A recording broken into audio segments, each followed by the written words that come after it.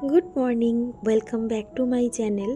আমি তিন্নি তোমাদের সঙ্গে আর একটা নতুন ব্লগ শেয়ার করতে চলে এসেছি। আশা করি তোমরা যে যেখান থেকে আমার এই ব্লগটা দেখছো তোমরা সবাই খুব ভালো আছো আর খুব সুস্থ আছো। আজ শুক্রবার, ঘড়িতে বাজে ওই সকাল 8:30টার মতো। আজকে সকাল থেকে ব্লগটা শুরু করলাম। আশা করব ব্লগটা তোমাদের ভীষণ ভীষণ ভালো লাগবে। আজ সকাল থেকেই বেশ মেঘলা ওয়েদার, তবে গরমটা কিন্তু বেশ আছে। মেঘলা বলে যে গরম নেই সেটা কিন্তু নয়, যেন মনে হচ্ছে এক্ষুনি বৃষ্টি নামবে, আর বৃষ্টিটা হলে বেশ ভালোই হয়। এখনই যা গরম পড়েছে, গরমে সত্যিই আর থাকা যাচ্ছে না। আর কাল বাজারে গেছিলাম, বাজারে গিয়ে না একটা ফুলকপি নিয়েছি। শীতকালে সেরকম ফুলকপিটা খেতে ভালো লাগে না, এখন ফুলকপি উঠে গেছে, এখন কিন্তু ফুলকপিটা খেতে বেশ ভালো লাগে। ফুলকপিটার একটু তরকারি করব। আর একটু পরই তোমাদের দাদাকে বাজার যেতে বলেছি যে কিছু নিয়ে আসতে। যা নিয়ে আসবে তার একটা তরকারি হবে, যদি মাছ আনে মাছ, আর যদি মাংস নিয়ে আসে মাংস। তো অনেকটাই বেলা হয়ে যাচ্ছে, ওকে বারবারই বলছি যেতে। ওর আজকে এত সুন্দর ওয়েদার বলে ওর আর ঘুম থেকে উঠতেই ইচ্ছা করছে না। আর আমি এই সময় যতটা পারছি কাজটা এগিয়ে নিচ্ছি। আমি সবসময় এরমভাবেই কাজ করি যে ও বাজার থেকে কখন আসবে তারপরে রান্না বসাবো, আমি কখনোই ওটা করি না। যেটা এমার্জেন্সি বাড়িতে আছে আমি সেটা কিন্তু তাড়াতাড়ি আগে রান্নাটা করে ফেলি। আর ওইদিকে আমি আমের চাটনিটা বসিয়ে দিয়েছি। আমি আমার সংসারকে ভীষণ রকম ভালোবাসি। আমার হাজার শরীর খারাপ থাকলেও আমার সংসারের কাজ পড়ে থাকবে, আমি শুয়ে থাকবো, আমি একদম করতে পারি না। বিয়ের পরের দিন থেকেই আমার সংসারের পিছনে টুকটুক করে লেবার দেওয়া শুরু হয়ে গেছে। এখন এই সংসারটা ছেড়ে যদি মনে করি কোনো জায়গায় 1 সপ্তাহ কি 4-5 দিনের জন্যও কোথাও যাব, একদম ভালো লাগে না। মনে হয় আমার সংসারটা একদম এলোমেলো হয়ে যাবে, আর সেইভাবে সঠিকভাবে কেউ গুছোতে পারবে না। আমার বিয়ে হয়েছে প্রায় 4 বছর মতো হয়ে গেছে, আর আমি 4 বছরে আমি আমার সংসারের অনেক জিনিস টুকটুক করে করে নিয়েছি। যেখানে মেয়েরা হচ্ছে খেয়ে মেখে কসমেটিক্স কিনে টাকা উড়িয়ে দেয়, সেখানে আমি আমার জমানো টাকা দিয়ে সংসারের জিনিস কিনেছি। আমার সংসারটা গোছাতে ভীষণ রকমভাবে ভালো লাগে। এখন আমার বাড়িতে যারাই আসে তারাই বলে যে আর বাড়িটাকে চেনাই যায় না, সম্পূর্ণ বাড়িটার রূপই চেঞ্জ হয়ে গেছে। আমিও যখন বিয়ের পরে এসেছিলাম তখন আমি যেদিকে তাকিয়েছি সেদিকটা পুরো শূন্য ছিল, মানে কিছুই সেরকম গোছানো ছিল না। তারপর আমি নিজে হাতে টুকটুক করে সমস্তটা গুছিয়ে নিয়েছি।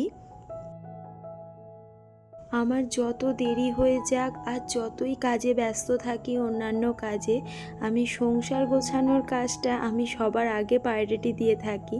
অনেকেও বলে যে এত গুছিয়ে হবেই বা কী, কিন্তু আমার যে ওই গোছাতে ভীষণ ভালো লাগে। আমার সব কিছু গুছিয়ে নিট অ্যান্ড ক্লিন করতে আমার ভীষণ ভালো লাগে। এটা অন্য কেউ যে ভালো বলবে সেইটা নয়, এটা আমার নিজের ভালো লাগা। বাবাই অনেকটা বেলায় বাজারে গেছিলো, সেই জন্য মাছ পাইনি, খানিকটা খাসির মাংস নিয়ে চলে এসেছে। এবার সেই সময় না খাসির মাংসটা করা একদমই পসিবল ছিল না, কেন ওর অফিস যাওয়ার তাড়া ছিল। সেই জন্য আমি ওকে একটু ডিম ভেজে দিয়েছিলাম আর ফুলকপি আলুর তরকারি দিয়ে ভাত খেয়েই অফিস বেরিয়ে গেছে। ও বেরিয়ে যাওয়ার পরে সমস্ত কাজকর্ম সেরেছি, আর এখন মাংসর জোগাড়টা সমস্তটা করে রেখে আর আমি চলে গেছিলাম স্নানে। আর দেখো আমার গাছ ভর্তি কি সুন্দর ফুলগুলো হয়েছে। প্রত্যেক দিনের কাজের মধ্যে আমার এই কাজটা বাধ্যতামূলক। আমার এই ঘরে একবার আসতেই হবে, আর এই ঘরে আমার সারাদিনে 3 বার আসা হয়। যেহেতু গোপুসোনা আছে, আমায় 3 বার গোপুসোনাকে খেতে দিতে হয়। স্নান করে আমিও একটু খেয়ে নিয়েছি, কেন খুব খিদে পেয়ে গেছিলো। আর চুলটা না আঁচড়ানো হয়নি, ভাবলাম চুলটা আগে আঁচড়ে নিই, নাহলে সারাদিনে আর চুল আঁচড়ানোর সময় পাবো না, সেজন্য চুলটা আঁচড়ে নিচ্ছি। আর ওয়েদারটা দেখো ভীষণ ভীষণ সুন্দর হয়ে আছে। আর আমার গাছে এই ফুলগুলো ফুটেছে, এত ভালো লাগছে। আগে তো আরও সুন্দর করে ফুল গাছগুলোকে রেডি করতাম, এখন শরীরটা খুব একটা ভালো নেই বলে গাছগুলোকে সেভাবে যত্ন করতে পারি না, সেরকম পরিচর্যাও করে ওঠা হয় না।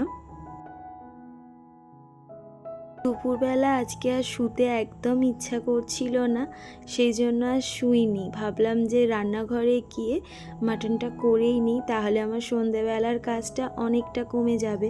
কয়েকটা রুটি করলেই কাজটা মিটে যাবে। আর সন্ধেবেলাটাও না একটু রেস্টের প্রয়োজন হয়, সকাল থেকে এত পরিমাণ কাজ থাকে যে আর ভালোও লাগে না সন্ধেবেলা কোনো কাজ করতে। তবু তো দেখেছো সন্ধেবেলা বেশ পরিমাণ কাজ থাকেই, বাজার হাট করা, তারপর হচ্ছে সন্ধে দেওয়া, তারপরে হচ্ছে আবার রান্না বান্না। এই সমস্তগুলো যাতে একটু কম হয়, রান্নাটা করে রাখলে একটু চাপটা কমই থাকে। আর এখানে দেখো মাটনটা বসিয়ে দিয়েছি, আর সমস্ত কাটা বাটা ছিল বলে আমার কোনো অসুবিধাই হয়নি, খুব তাড়াতাড়ি ঝটপট বসিয়ে দিতে পেরেছি। রান্নাঘরের ভেতরটা ভীষণ রকম গরম, তাই মাংসটা হালকা কষাতে দিয়েই আমি একটু লেবু বাইরে বসেই খেয়ে নিচ্ছি, না হলে আর লেবু খাওয়ার সময় থাকবে না, বিকেল হয়ে যাবে।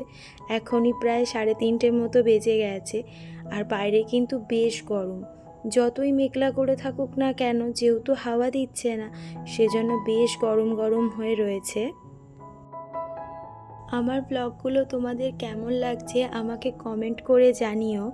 যদি ভালো লেগে থাকে লাইক শেয়ার কমেন্ট করো, আর বন্ধুদের সঙ্গে অবশ্যই শেয়ার করো। আজ এইটুকু, কাল আর একটা নতুন ব্লগ নিয়ে তোমাদের সামনে হাজির হব। সবাই ভালো থেকো, সুস্থ থেকো, সবাইকে টাটা।